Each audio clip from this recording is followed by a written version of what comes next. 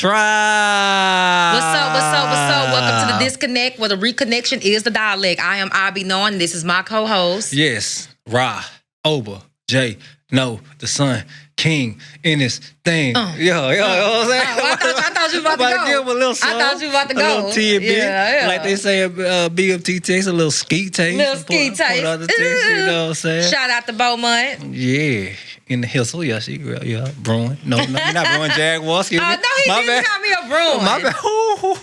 My bad, cuz. I am not a Bruin. I'm definitely a Jaguar, baby. My bad, Definitely cool. a Jaguar. My bad, cool. But anywho, this is going to be a part 2. But first, before we get into that, we're going to give a shout out to Vodka. Drink responsibly. Please do. Yes. Please do. Why you setting the mood? Because that's what we were talking about, serenading and marinating. Exactly. You know what I'm saying? Exactly. And all that there, you know. And if you're going to do what you're going to do what you're going to do. Responsibly. Yes, indeed. So, yeah. So, let's give them a little recap. Okay, so we was talking about romance. And we kind of went down and through it. We was kind of talking about how the history of romance, how it came from romance. That's why the keyword is romance, yeah. Romance. Talked about chivalry. Is it dead? Is chivalry dead? We talked about PDA, public affection. All that, you know, in the old V-Days and the old gifts. And Go gifts, how it is on TV. We even talked about oral sex. No, hey, you ain't supposed to say that. You supposed to say fellatio. Oh, fellatio. And kundalini. Yeah, oh, kundalini. I can't Have say you it. said, I be messing You gonna up. have to block that out. Yeah. Ooh. I done messed up, y'all. But anyway, so we kind of went down and through it or whatever, and we was kind of leaning into the arranged marriages. And when we left off at, I was talking about the Asian cultures, right? And how the Asian cultures, how they base their marriages off of religion, education, responsibility, and moral compass. And I was touching on how we used to do that here in the Americas as well, but we don't practice that anymore. Right. So you said more now, it's more off of what? Passion. Right? Passion. You're saying passion Yeah. and just that feeling of I'm in love. Yeah. Passion and chemistry and that's what it's all about over there. But in other cultures they don't it's not that important. It's with the arranged marriages. Right. It's like the very bottom of the equation. Yeah. They kind of feel like, you know, as time go on, then, you know, we'll fall in love then. And if we don't, then you know. And to a degree, I mean, to an extent, I agree that most people, if you've been with somebody long enough, you learn to love them. Right. You know, so love is something typically that's long term. Yeah. You know, it's very rare that, you know, that people feel like that off the muscle and that, so that it's something that's typically grown into, yeah, it's something they grow, and because they have these different differences, you know what I mean? And so then they start to learn to accept and love those differences. Right. So I think that actually what makes it kind of a long-term process. Yeah. So eventually you will, you know what I mean? I think on the opposite end, if people have, you know, they're a lot more compatible, which is the American way, you know, the chemistry and stuff like that. If off top they're more compatible, they're things that they see they already connected, then you can see that process kind of ushering in a lot quicker. So yeah, and I would agree. I would agree with that too, because a lot of people do marry for love. They marry for love, and a lot of those people that marry for love, in most cases, when they look back at themselves, they don't really have anything accumulated or accomplished. Right, because that was the only thing they was told. You know, that's this culture, this love. Yeah, you know what like I mean? we love each other. We're in love. We're in love. But you know, when you get to having children and you know, living together and stuff like that, some of those things come out. That's when those things come out. Is this a person that was trained growing up to eat in the room or eat at the table? You know, these are some of the things that that kind of comes out when you start, you know, actually living with a person. What's considered as disrespect, talking back, you know, and stuff like that to the children or whatever. So anyway, not to get to veer too far off the topic or whatever, but we just want to point out that I was gonna ask you to break it down though, the difference between, you know, a person that eat at the table and eat in the room. Well, because you know, okay, so I was always raised to eat at the table. Mm-hmm. You know, that's how my granny did. We never ate in the rooms or whatever. So if I was to get with somebody that liked to eat in the room, then you may have to deal with a problem with the person probably just sitting the plate on the dresser when they get finished eating. You know, you get finished eating, you get the itis right? And you don't really want to get up to go put your plate up. So one might have to deal with the person sitting the plate to the side and stuff like that. And then you got the whole thing, you get to clean up, and then you seeing stuff just all around your room or whatever. I'm just not a big fan of eating in the room. Okay, so it's more of a cleanliness thing. Yeah, okay. yeah. That's what I was getting at, and kind of curious whether it was a cleanliness thing or was it kind of like just pretty much like a moral value, like, you know, that the family need to eat at the table together. Yeah, that too. Okay. All of that as well. All of that is included too, because you definitely want to, you know, vibe out with your family. And I do that with my kids now, you know. So we'll all sit at the table and eat. We don't play with electronic devices, you know. We don't do any of these things when we sit at the table. We interact, we talk, hash things out, you know, talk about our day, you know, and I just think that's the way that they're supposed to go. Right. I think that's what's missing nowadays. It is. You know, I think that's why a lot of parents aren't connecting with their kids and stuff like that. Yeah.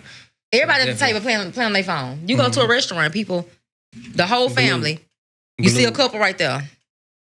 This is what they're doing. So this is you know, so yeah, so just kind of touch on that. So also I read, it said, I got this from Google, y'all. It said through European colonization of Africa, in part as missionaries introduced notions of monogamous companionate marriage, marrying for love, and freely choosing one spouse, and generational powers. So they basically saying that that's where they come from. Like African cultures was not practicing monogamy. Interesting. So they because see, you got some people that say, oh, they was already monogamous. You know, kind of, you know, you had a debate going back and forth. So they were both, you know. Yeah. So I think it was both, because I think some tribes probably was, you know, into the monogamy. But so what it sounds like from that article, that it was probably a greater deal of polygamy. Yeah. And then they kind of shifted it into that. Yeah. After being colonized. Yeah. Right. Yeah. Yeah. Because, and I could see that. I could see that because, you know, women, you know, I don't know. I think that women could use a little extra help. A woman has to be a lot of things. You know, so that's kind of going into the, like what we gonna get on that. We got room for that. We got room for that. Cause, you know, because I'll just say this, that most people just look at it as a sex thing. Right. And they look at what the dude. Oh, you got two. You know what I'm saying? Right. Instead of the bond. You know, that's often you gonna be too bad. Just, you know, like all of that. Yeah. Right. Like, yeah. You know what I mean? And truthfully, if he is on that mindset, that ain't nothing but ego. It is definitely ego. So he ain't getting nothing out of but ego. Yes. He getting the ego fed. And that's the Americanized way of thinking things or whatever. But even, okay, so to sum it up though, like for the African culture, they marry for like generational wealth, generational purposes, like really just kind of keep certain things into certain families, right? They didn't want to be a part of a certain family, certain tribe. It was very important what tribe is he from, you know? So they wanted to keep their tribes, you know, intact. Yeah. And stuff or whatever. Because, you know, you want to marry into a family that, like I said, even with the Asian cultures, like they have the same type of moral compass. Values. I can't talk today, y'all. Values, you know, so I think that's very important. And even like I said, when you involve in the children, when children come into play, that's when you really start seeing the differences. Right? Right. Because what you consider is this person might consider is that. Or what you consider is this person, you know, what's important to this person might not be important to this person. And you trying to, the children be confused. Right. You know, so, yeah, so when I went down to Hinduism, Hinduist people marry for spiritual connection. Yeah. Is more preferred for a spiritual connection. I like that. I like that too. I like that. I think that's dope. I think it's deeper than passion. Yeah. I think passion is a sub that will come underneath spiritual. Right. Because then if you're spiritually connected, I think then the passion and all that comes with it. Right. You know, one. So right. That's like higher level. It is on a higher level. Is it possible to have a spiritual connection with somebody, but y'all don't have the same morals and principles and stuff like that? I don't think so. You don't think so? I think in part of that spiritual connection, that's kind of all intertwined. Mm-hmm. You know, that's all part of the connection. Right. You know what I mean? Because y'all are already, if you're spiritually connected, then it also means you're aligned. Right. You know what I mean? So in that alignment, Right. there's a lot of things that you're already connected in those values That's and stuff true. like that. That's true. That could be true. But again, moving in and being under the same roof. Yeah, that's soul ties. Then you start doing that. But a person might have a different way of living. Mm. You know what I'm saying? It all goes back to that. Yeah. So you can have a spiritual connection with somebody, but they might live different. They might be the difference, right? So, you know, when those two come together, it's kind of like, at first we was this, you know, but now it's this. I don't know if there's something I could live with. You know what I'm saying? Like, you know. So then I would wonder, was there really even a spiritual connection in the beginning? In the beginning, yeah. Or was it just a bunch of infatuation? Infatuation. You know, because I think that could be disguised as that as well. Right. You know what I'm saying? Right. And just like, you know, but we know infatuation doesn't last long. Right. So eventually it'll transverse over into love or a deeper spiritual connection as it grows. Right. You know what I mean? So circumstantial. Right? It's circumstantial, definitely. Yeah. I could see that. And over here, like I said, like us Americans, we definitely marry for passion and chemistry. That's the American way. And see, you know, I think as the American way, I think that epitomizes the Roman culture. I think we are the pinnacle of Roman culture. Right. Because that's what the whole romance is about. It's about passion. Right. Oh, I love you so much, mi amor. Let me show you these flowers in the beds. Oh, Romeo. You know what I'm saying? Right. You know what I mean? So I think that's why we have that mindset. Right. Not we, the collective, because I ain't got that mindset. Right. So that's why the collective got that mindset of passion and chemistry, because we are the epitome of Roman influence. Right. You know what I mean? Right. And you see it. Yeah. You know, and he got to do this, he supposed to do that, she supposed to do that. You know what I mean? Right. And that type of behavior. So yeah. So out of all of these, right? So just to kind of go down the list. So if we have the Asian religion that marries for a moral compass, the African religion that marries for tribal reasons and generational powers, the Hindus who marry for a spiritual connection, the Americans who marry for passion and chemistry, which marriage would you say lasts the longest? What would you say? Like, I think I want to say it's hypothetical, but then I believe there's also some statistics that could back that up. They could back everything up. You know,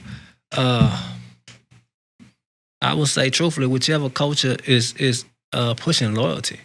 Yeah. The most which ones have that high value of loyalty and just that unwavering commitment. I think all of them do. I think only in America is where we do like have divorce. I say we have a high divorce rate. Yeah, like so. I think in all those different cultures and all those different walks of life, they definitely push staying together as a family. They don't do divorce. See, it's a lot of divorce happening here because, of course, you know, in the 1960s, the female liberation movement and stuff like that. So women were able to work in corporate companies and fend for themselves. So they didn't really have to be under the structure of a man, you know, no more. So, you know, they had more choices to choose from. So now it's kind of like, hey, I'm stepping up to the plate. I'm swinging the ball. I don't have to, you know, depend on a man for financial support,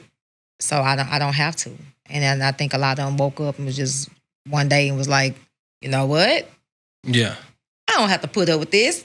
You know, like So do you think that so you think the other women in these other marriages they're only there because of necessity or because they have to? Absolutely. Those women from all those different walks of lives and all around the world, if they could leave without being beat to death, you know, or being ridiculed by their family, I definitely do. I do think that they would. That's why a lot of them trying to come here. A lot of them trying to come to America because they want to be in the land of the free. Yeah. You know, where they'll be able to, you know, maneuver and you know, make decisions on their own. But a lot of them, you know, hell, they don't even have a choice who they gonna marry. Right. Like, let's start there. Yeah. Or what age, So, that kind of goes into that, so. So, I mean, so that gets me wondering and thinking then, what needs to be in place to facilitate an ideal marriage? Let's say all this is stripped away. Right. Let's say the woman got her full independence. Right. You know what I mean? She's thriving. She's doing everything that she likes to do. On both ends, the male and the female. Will they be able to maintain and have a healthy marriage or healthy relationship in that dynamic? It depends on the ego of her and him, right? Because if I'm able to do all of these things, I don't need to be jumping all up in your face like, I don't need you. I don't need to be doing that, right? Right. And then you don't need to be trying to like reign superiority over me either. Because I still shouldn't feel like I'm inferior to you. So I think we need to check ego. I want to play with these two words. Superiority. Inferiority. Let's play with it. Not them two, but yeah, that's those. Okay, so I feel like that's a bracket: superiority, inferiority. But then superiority and leadership. Big difference. Right, you know what I'm saying? Big difference. Yeah. And recognizing one or the other. Right. So should we still go with the traditional model where the man is a leadership role or a woman is a leadership role? I think that's circumstantial because all men are not designed to be leaders. That's true. That's true. So I think that you should pick somebody that's gonna fit you. Right. So I guess then how will we differentiate when one is acting in a superiority type way and a leadership type way? Because they're very close together. Yeah, right. But you can intertwine it and almost get the two confused and mistaken for the other. Right. You know what I mean? In most cases. So how can a woman recognize that? That's what I want to ask. Okay. How can a female recognize that? Me, I'm not gonna, and this is just me, right? Right. Because I'm not in the traditional religion, right? So when I hear a guy talking about he's he's a traditional religious guy, I'm automatically assuming that he's going to try to reign superiority over me, and I'm automatically this ain't gonna work. So I have guys that'll try to shoot their shot or whatever, and I've even turned guys down, not because I wasn't attracted to them, but for that reason, like your belief system and my beliefs is just not gonna go. And I'm smart enough to know that, right? We don't need to talk on the phone for months and waste time and go on all these dates for me to figure out that we are not going to be compatible at all because I just don't agree with that. So I just think that so for women, and this is for the spiritual women. Now, as far as like religious women, how they will be able to, I don't think there's no way out of that because according to Abrahamic religions, that's the way it's supposed to go. Right. So in essence, they'd have to lose their religion. You have to lose your religion if that's the route you want to go. But ain't no man that's following Abrahamic religion is going to feel like he's not supposed to be the superiority position in the household. Because technically that's the way it goes. It goes God, then man, then woman, then child. Right. That's how the umbrella go. So I don't know. So if we look at the animal kingdom, I would say look at mammals because we mammals, right? And I don't even know. I ain't done no research on this. I'm just off the top of the head thinking. Do we see that intertwining? Do we see some matriarchal and some patriarchal? Do we see a combination of? Absolutely. We got the a lot of people always want to compare things to the lioness and the lion. So like, oh, he the king of the jungle. This and that. But what is he doing all day? Every time I watch Animal Planet, he be chilling, huh? He be chilling, laying around. He pimping. Big pimping. Big pimping. The lioness is out there. She's hunting the food. Yeah. She's all of them. It's like it's a bunch of them surrounding him, right? And then and then they're doing all of the work, and he's just chilling. So I'm trying to figure out when they were saying that. Yeah, I'm playing. He ain't gonna take that away from the lion. So what he do? He do offer protection though. Now for like the bigger animals. A lot of times the lioness, they're not strong enough to fight off the big animals. So like the hyenas. He'll go put his life on the line. Yeah, and the hyenas and stuff like that. Yeah. Like the hyenas, they'll tear up a lioness. Yeah. You know what I'm saying? But the lion, when the lion come, them boys scatter. They break camp. Yeah. So and the hyenas is their biggest enemy. Yeah. So he does provide security, protection. And okay, but even so even with you saying that, right? Excuse me, y'all. Even with you saying that, it's still not a superiority or inferiority thing. It's not. We know what I see? I see left and right, up and down, in and out, night and day, male and female. Do I need to go on? Right. I don't see. It's balanced. It's balanced. It's definitely balanced. It's not this or this. Is this. Right. Each one of them got a role that they know from the lioness. She's way swifter and she's more stealth. Right. So she's able to sneak and hunt. Right. And that's the whole purpose of a lion. A lioness will creep up on you before you know it. You're like, right. Oh. Yeah. You know what I'm saying? Yeah. But a male lion, you're more likely to see him. Yeah. Coming. So that's like he like the last result. Yeah. You know what I mean? When all else fails. Right. So like you say, each one of them playing a role. Yeah. As you know, they are a poly creature. And so they don't need a bunch of males. He just need them one couple, two males, right? Or not scare off a whole pack of hyenas. Now because he didn't defeated all of the males. That's how he got their position. Right, that too. Yeah. Yeah, that's how he got their position. And lions, they're kind of tribal. If you look at them, they are. They what they call a pride in a certain sector and stuff like that. Right. But I was just wanted to see what your input was. Yeah. Absolutely. I think that through all these different cultures, though, we can all learn and take something from each of them, right? Right. And just kind of put them together, because I definitely feel like we should marry for moral compass, right? Just like the Asian culture. Check. I definitely think that we should marry for generational powers. Like once you get that thing set into play, you don't want to be married into a family that ain't like healing their generational curses and stuff. I definitely agree with the Hinduism culture when they was talking about the spiritual connection. Yeah. And even with the American culture, like we all want a little passion, a little chemistry. I don't think there's nothing wrong with that. I think that all of them. All of the above. All of the above. Right. We need to merge them. We need to learn, and we need to stop alienating each other, as well. We need to stop like, oh, this culture does this, just because you don't understand. I think it's very important that we start, like kind of researching and learning like from each other. Right. I think that brings us to the. You ain't know that. Do you ain't know that? Yes, Lord. Okay, so. Yeah. So. Okay. This is how I'm gonna say it. So, a guy, is taking his wife out on a date, right? Mm-hmm, right. Walks into a building, but he walks in first, and she walks in after him. Mm. What's the first thing will come to one's mind? In America, rude. Yeah. He's definitely rude. He's not a gentleman. Yeah. And he didn't. No chivalry. No chivalry. None of the above. Yeah. But what if I told you that in different cultures, maybe the guy walked in first because he wanted to scan the environment before she walked in, and he didn't want her to walk into a dangerous situation. Right. So that's another form of chivalry. That's a form, yeah. Like you said, that you said, we need to, as you said before, that we need to look into the cultures and see what's what before we pass judgment. Because that would definitely change things, right? Right.